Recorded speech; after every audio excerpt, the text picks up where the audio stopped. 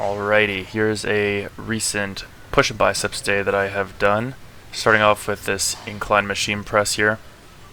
Trying to focus as much as I can on driving upwards and controlling the eccentric, focusing on my breath and getting a little bit of pause at the bottom, a little bit of pause at the top. It's not necessary, you don't need to, hold at the bottom for 1 second or anything, but just trying to take the momentum out of the movement, that way you're not exploding upwards and then just letting the weight fall. You want to be able to control the eccentric. And again, with all these videos, 1 set is what I'm showing. I'm doing 2 sets on everything, pushing to failure or close to failure on all of my reps. As you can see, that one I faced a lot of resistance going upwards, so I called it there. Could have maybe gotten one more, but 1 away from failure isn't bad. Now going into a flat machine chest press here. Making sure my hands are set, back is set, getting a breath in, and then driving. From there, it's just focusing on keeping the weight going at a solid tempo throughout the entire movement. Focusing on my breath the entire time. And as I get closer to the end here, you're going to start to see the rep speed slow a little bit, so that concentric, that portion right there that I just did, that outwards motion, that's going to slow. And barely getting that last rep out there, controlling the eccentric. That's the end of that set. On to the machine lateral raise. I really like this machine. If you have it at your gym, I definitely recommend it. I'm a super huge fan of it. And for this one, you're going to want to call it if you can't get parallel. If you can get below parallel and squeak out a couple half reps, that's not the worst thing in the world, but as you get closer to failure, you're going to get a lot more trap engagement, that kind of muscle that connects to your neck above your shoulders.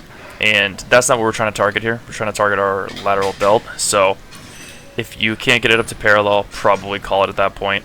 So you'll see here, I break parallel there, but I don't think I'm going to be able to get another one, so I call it.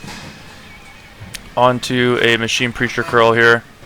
Getting my elbow set at the pivot point of the machine. I drop the seat a lot, that way it keeps my entire tricep flat against the pad there.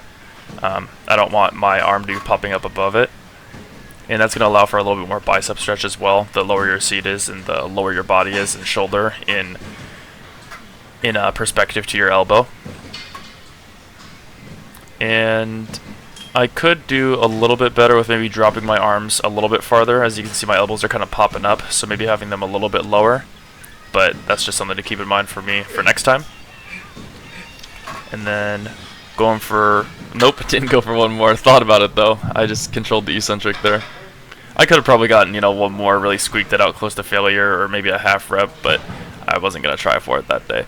And this is a clip from a different push and biceps day that I did, because I didn't get a clip of me doing hammer curls on this past workout day, so just kind of a throw-in one here for that. But same thing as every single day that I do this, trying to bring those weights to the center of my chest and kind of tap on my clavicle there, or my sternum.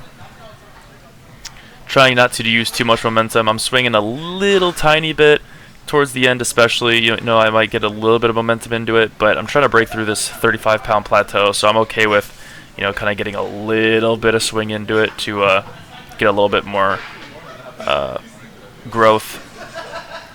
Big breath in there, trying to go for one more half rep if I can on both sides. And I start with my left arm because my right arm's dominant, but that's my workout.